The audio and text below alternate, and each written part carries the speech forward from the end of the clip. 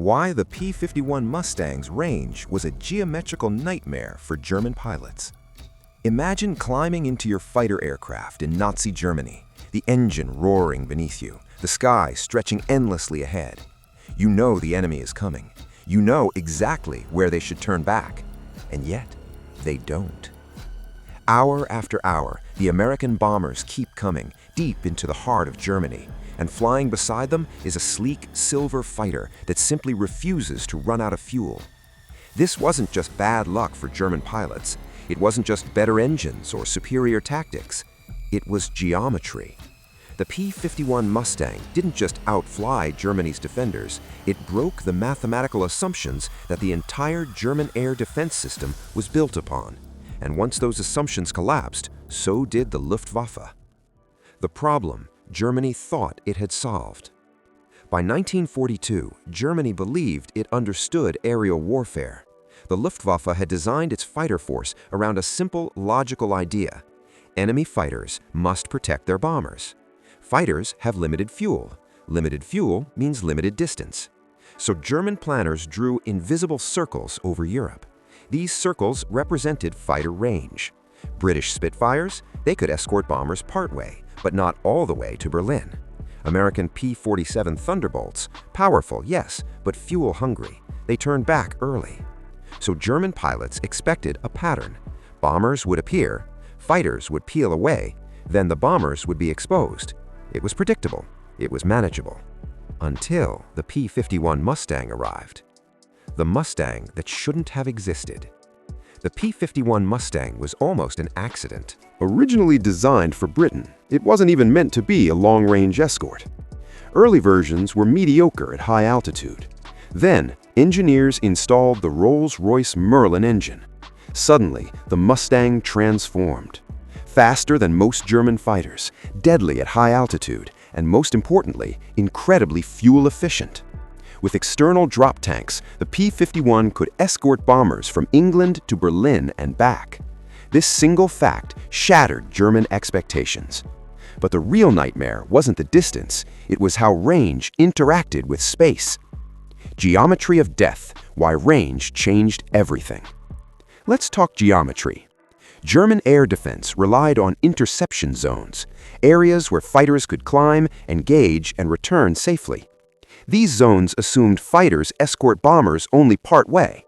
Bombers fly predictable routes. Engagements happen near German airfields. The Mustang broke all three assumptions. Instead of operating in a straight line, Mustangs floated freely around bomber formations, creating moving defensive bubbles. From a German pilot's perspective, this was chaos. There was no safe angle of attack, no moment when the escorts vanished, no predictable engagement point. The Mustang's range turned the sky into a three-dimensional trap. The escort that hunted back. Previous escorts stayed close to bombers. The Mustang didn't. Mustang pilots were encouraged to hunt. They flew ahead of bombers. They waited near German airfields. They attacked fighters during takeoff and landing. This flipped the geometry again. German pilots used to think, if I avoid the bombers, I avoid the fighters. Now it was, if I take off, the fighters find me. Every direction became dangerous. The psychological collapse of the Luftwaffe. For German pilots, this wasn't just tactical, it was psychological warfare. Fuel calculations no longer made sense. Escape routes disappeared. Familiar landmarks meant nothing. A Luftwaffe pilot could survive a dogfight, but not endless pursuit. Mustangs followed damaged fighters home. They waited above clouds. They struck again when pilots thought they were safe. Veteran German aces began to die not in glorious duels, but in unavoidable ambushes. Why Germany couldn't adapt in time? Could Germany have countered the P-51? In theory, yes. In reality, no. Fuel shortages crippled training. New pilots lacked experience. Jet fighters arrived too late. Radar systems were overwhelmed. The Luftwaffe was designed for short, sharp engagements, not sustained, continent-wide combat. The Mustang didn't overpower Germany, it outlasted it. The bombing campaign that became unstoppable. Once the P-51 arrived in force, the Allied bombing campaign changed forever. Bombers no longer suffered catastrophic losses. Factories burned, oil production collapsed, aircraft production plummeted. Germany still had planes, still had pilots, still had guns, but no longer had control of the sky. And without air superiority, the war was already lost. The final irony, a simple idea, devastating effect. The P-51 wasn't the most heavily armed. It wasn't the fastest. It wasn't the most advanced. It simply had range. That range destroyed the geometry Germany relied on. It erased safe zones. It collapsed planning models. It turned every mile of sky into contested space.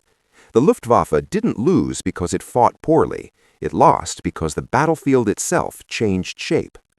The P-51 Mustang didn't just escort bombers. It escorted them everywhere. And in doing so, it proved a devastating truth of modern warfare. The invisible map German pilots flew by. Every German interceptor pilot carried an invisible map in his head. It wasn't drawn on paper, but it was taught in classrooms, reinforced in briefings, and trusted with their lives. This map was built on fuel mathematics. How long to climb, how long to fight, how long to return. Everything depended on distance from base. German fighters like the Bf-109 and Fw-190 were lethal but short-legged. Their engines drank fuel fast, especially during combat climbs. That meant every engagement had a countdown timer, and German pilots knew exactly when it expired. The P-51 erased that timer. 9. When the sky stopped making sense. Before the Mustang, German pilots could predict danger zones. Near bomber streams, dangerous. Deep over Germany, safe. Escorts would be gone. On the way home, mostly safe. Then suddenly, Mustangs were everywhere. Above, below, behind, ahead. A German pilot could dive away from a fight only to find another Mustang waiting below. He could climb, another would be above him. The sky became a geometrical paradox. Every escape vector led to another threat. There was no outside the battle anymore. Drop tanks, the simple solution that broke a war. One of the most humiliating aspects for German planners? The solution wasn't exotic. It was drop tanks. Simple fuel tanks jettisoned before combat extended the Mustang's range by hundreds of miles. German engineers understood drop tanks. They had them too.